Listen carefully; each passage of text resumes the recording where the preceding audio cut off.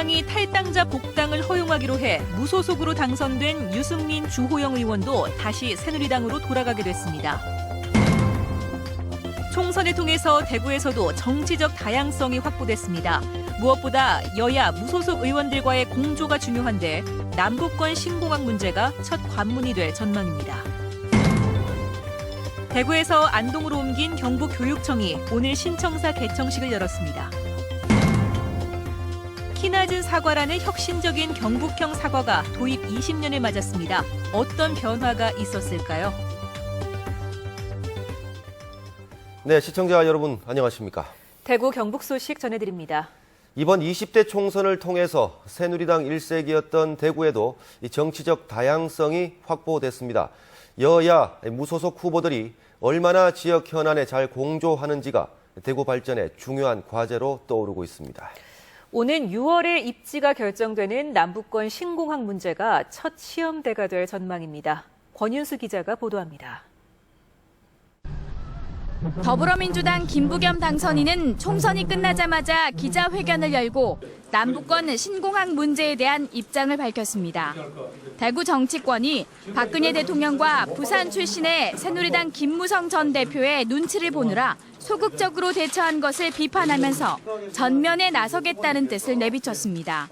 자치단체장의 합의는 존중돼야 되지만 그 이유 때문에 한쪽은 뛰고 한쪽은 발을 묶는 일은 없어야 될 거 아닙니까? 제가 우선 그 역할부터 하겠다는 말씀을 드립니다. 김부겸 당선인이 신공항 문제로 존재감을 드러내자 새누리당 정종섭 당선인도 기자회견을 열어 야당과 힘을 합쳐 신공항 밀양 유치에 적극 뛰어들겠다고 밝혔습니다. 대구 발전에 대해서는 저는 여야가 없다고 생각을 하는 거고 제일 중요한 건 이 큰 그림 속에서 이것을 인식을 하는 게 대단히 중요하다. 이번 총선을 통해서 여야 무소속 등 정치 세력이 다양해지면서 대구의 주요 현안에 정치 세력 간 공조가 그 어느 때보다 중요해졌습니다. 공조가 잘 된다면 시너지 효과를 낼 수 있겠지만 그렇지 못하면 분열과 갈등이 불가피합니다. 정치적 다양성에 대한 기대와 우려가 교차하는 이유인데 그래서 대구시장의 역할이 중요하다는 지적이 나오고 있습니다. 시장의 역할이 좀 중요해지지 않을까 싶어요. 중요한 지역 현안의 기획에서부터 그것을 실행해 나가는 데 있어서 정치권의 여러 가지 파편화된 힘을 이렇게 모으는 역할. 지역 정치권을 감시하고 비판하는 시민사회단체의 역할론도 제기되고 있습니다. 지역 발전을 위한 협의 틀을 구축을 하고 우선과제를 정해가지고 시민들에게 이것을 같이 실천하겠다는 메시지와 약속을 분명히 주는 그런 출발이 중요하다고 생각을 하고요. 새누리당 독점에서 탈피한 대구 정치권이 지역 발전을 위해 힘을 합칠 수 있도록 전방위적인 노력이 필요한 가운데 남북권 신공항 문제가 첫 시험대가 될 전망입니다. MBC 뉴스 권윤수입니다. 새누리당이 공천 과정에서 탈당해 무소속으로 출마했다가 당선된 사람들을 복당시키기로 결정했습니다. 이에 따라 대구에서 무소속으로 당선된 유승민, 주호영 의원의 복당도 기정사실화됐습니다. 한태현 기자가 보도합니다. 새누리당이 긴급 최고위원회의에서 탈당해 무소속으로 출마한 당원들의 복당을 허용하기로 했습니다. 공천 배제 사유로 거론됐던 당헌 당규 위반도 국민이 선택에 당선된 만큼 복당의 명분이 충분히 있다고 밝혔습니다. 당초 복당은 없다던 강경 자세에서 입장을 완전히 바꾼 건데 과반 의석은커녕 원내 일당마저 내주자 현실적인 선택을 한 겁니다. 이에 따라 대구에서 무소속 출마로 당선돼 4선에 오른 유승민, 주호영 두 의원의 복당도 기정사실이 됐습니다. 당선되면 복당하겠다고 수차례 밝힌 유 의원 측은 복당 원서를 작성해 놓은 상태에서 동반 탈당한 당원들의 입당 원서를 받고 있는데 곧 제출할 것으로 보입니다. 새누리당 안에도 저와 뜻을 같이 하는 사람들이 많습니다.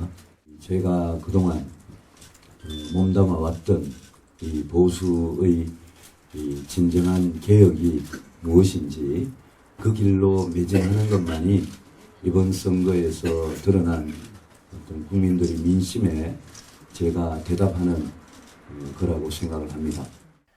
주호영 의원도 복당 절차를 밟겠다고 밝혀 대구의 새누리당 의석은 8석에서 10석으로 늘게 될 전망입니다. 중앙위나 비대위의 결정이 나오면 거기에 따르려고 해요. 들어가서 사선 의원에 걸맞는 중요한 역할들을 해야 될 텐데 당장 무슨 일을 할 것인지는 아직 더 우리 의원들이 모여보고 좀 논의가 더 이뤄야 되는 거 아닌가 싶어요. 대구에서 최다선인 유승민, 주호영 2명의 의원이 새누리당에 입당하면 초선이 많은 지역 여권의 구심점 역할은 물론 중앙당에서도 대구의 목소리를 대변하는 중요한 역할을 할 것으로 보입니다. MBC 뉴스 한태현입니다. 대구와 경북 선거관리위원회에 따르면 이번 20대 총선 출마자 가운데 득표율 15%를 넘겨 기탁금과 선거비용 100%를 반환받는 후보는 대구는 38명 가운데 25명, 경북은 34명 가운데 28명인 것으로 나타났습니다.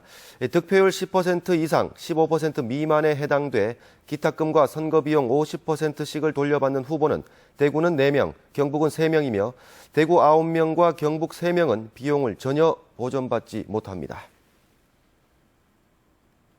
대구 선거관리위원회는 20대 총선 출마 후보들의 선거법 위반 행위를 조사해 39건을 적발한 가운데 5건은 고발하고 3건은 수사 의뢰했으며 31건은 경고 조치했다고 밝혔습니다. 기부 행위가 11건으로 가장 많았고 불법 문자 메시지 이용 6건, 허위 사실 공표 3건 등의 순이었습니다. 한편 19대 총선 때는 대구 선관위가 조치한 건수가 51건, 18대 총선 때는 66건이었습니다.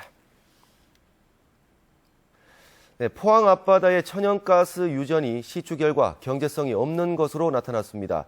한국석유공사는 오는 6월까지 정밀 평가를 거쳐 추가 시추 여부를 결정할 예정이지만 경상북도는 유전 개발을 위한 연구 용역까지 맡겨놓은 상태라서 입장이 난감해졌습니다. 장성훈 기자의 단독 보도입니다.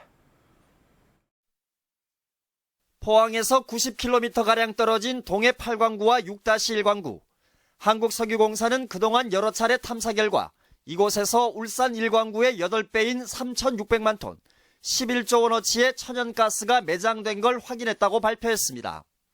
이에 고무된 경상북도는 가스전 개발을 포함해 환동의 북방 유라시아 자원기지 건설을 위한 연구 용역까지 의뢰했고 포항시는 가스 생산기지를 건설하면 3조 원의 투자가 이루어질 거란 장밋빛 전망을 내놓았습니다. 그러나 지난해 11월 막상 시추를 해보니 예상과는 달리 매장량 부족으로 경제성이 없다는 결과가 나왔습니다. 기대가 컸던 만큼 실망도 큰 탓인지 시추 결과는 외부로 알려지지 않았습니다. 그 자원이라는 거는 1, 2년 만에 이게 되는 게 아니거든요. 그 바다 깊이 있는 거를 빼내려고 적어도 한 5년, 10년 장기간 제약을 해야 되는데 정부에서 지금 좀 미온적인 거 아닙니까 실제로 보면. 한국석유공사는 오는 6월까지 시추 결과에 대한 정밀 평가를 거친 뒤 재시추를 할지 아니면 포기할지 결정하겠다는 입장입니다. 그러니까 가스는 발견은 했는데 저희가 생각했던 매장량에 미치지 못하니까 미치지 못하는 원인, 그 CO2가 대신 차있던 원인 그런 것들에 대해서 지금 연구를 하고 있는 거거든요. 네. 이번 일을 두고 일각에선 석유공사와 경상북도가 성과주의와 인기 정책에 편승해 샴페인을 너무 일찍 터뜨렸다고 지적했습니다. MBC 뉴스 장성훈입니다. 경북교육청이 오늘 안동에서 신청사 개청식을 열었습니다. 49년 만에 대구청사를 떠나 신청사 시대를 열었는데 경북교육의 도약을 다짐했습니다. 보도에 조지한 기자입니다.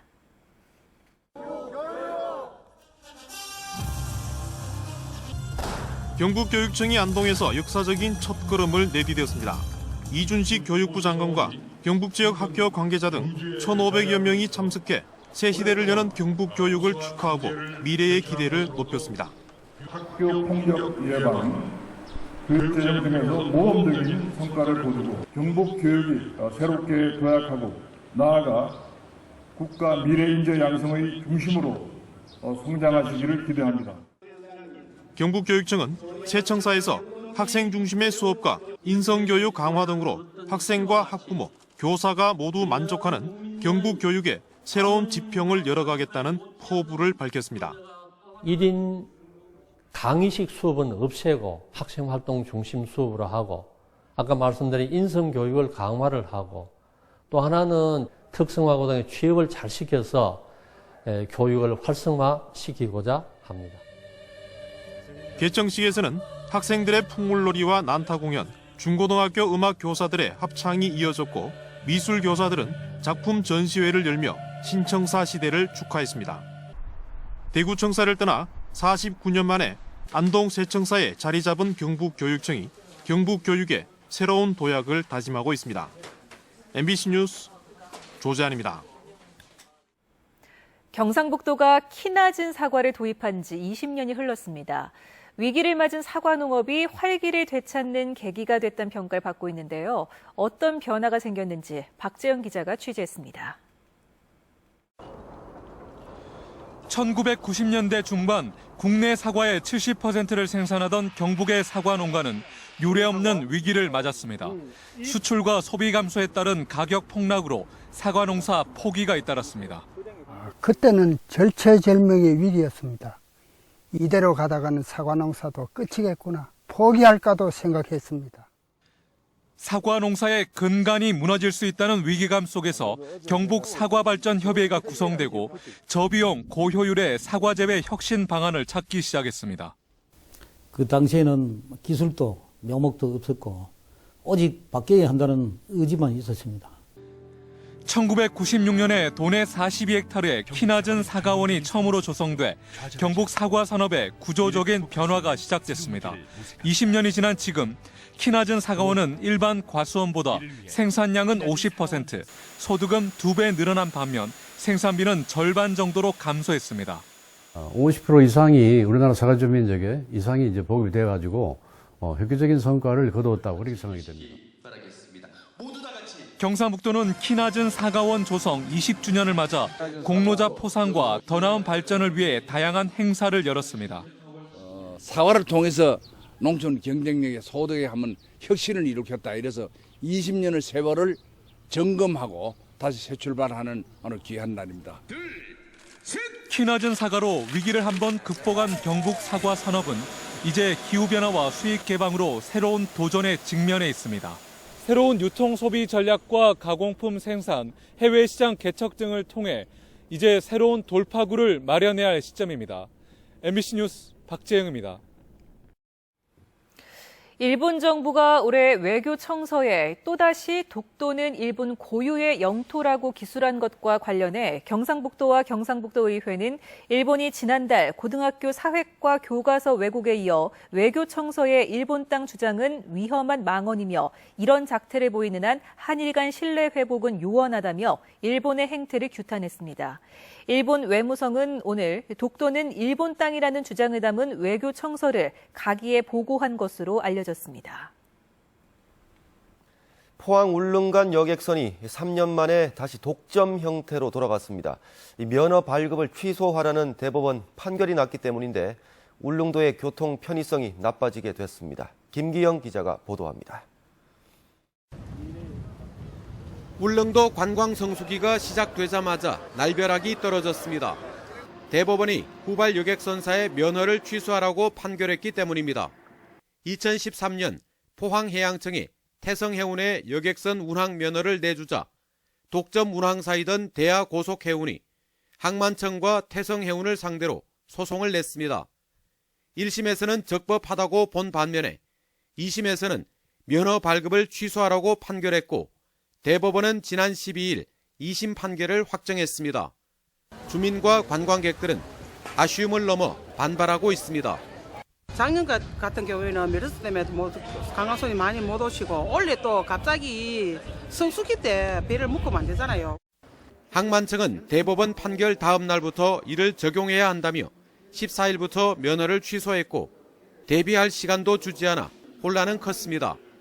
임시 대책으로 기존 선사인 대저해운의 여객선을 정편 운항하기로 했습니다. 선플라워를 정편 운항을 해서 울릉도를 찾는 여행객들의 불편함이 없도록.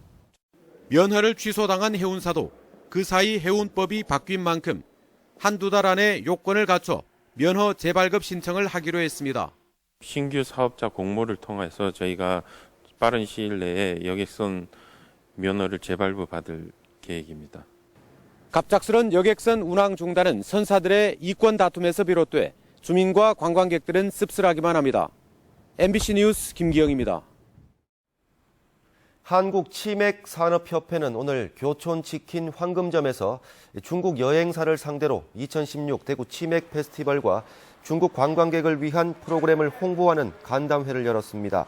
오늘 간담회에는 7년 연속 한국 항공권 판매 1위를 기록한 북경 광순 국제여행사를 비롯해 중국 내 주요 여행사 대표 등 10여 명이 참가했는데 한국치맥산업협회는 앞으로도 중국 여행사 홍보에 나서 치맥 축제 기간에 7만 명의 중국 관광객을 유치할 계획입니다. 대구 달성군 가창면에 있는 스파밸리가 리조트 스파밸리로 이름을 바꾸고 네이처파크라는 동식물원의 문을 열었습니다. 네이처파크는 숲속 놀이터와 체험형 동물원 등을 갖추고 어린이들이 자연 속에서 동식물들과 교감할 수 있는 공간으로 꾸며졌는데 주변에서 잘 볼 수 없는 나무와 새, 수달, 사막 여우 등이 있습니다. 동북지방통계청에 따르면 지난달 대구의 실업률은 5.4%로 지난해 같은 달보다 1.5%포인트 올랐고 실업자는 7만 명으로 지난해 같은 달보다 2만 1,000명가량 늘었습니다. 또 경북 지역 실업률은 4.1%로 지난해 같은 달보다 0.5%포인트 올랐고 실업자는 6만 명으로 지난해보다 8,000명 증가했습니다. 네, 지금까지 대구 경북 소식 전해드렸습니다. 여러분 고맙습니다.